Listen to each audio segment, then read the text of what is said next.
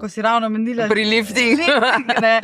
Vseeno si bila celo življenje pod medijskimi lučmi in ženske so bolj ocenjevane kot moški. Kako si pa ta del spremljala, ko te vedno ocenjujejo, kako izgledaš? To pa grozno. To se mi zdi pa naporno. Jaz sem že toliko stara, da mogoče imam malo bolj trdo kožo, ampak tako, ko pomislim, da ne vem, kakšna 20-letna dekajca ali pa ne vem, kakšna pevka, pa tako, mislim, koliko jo more to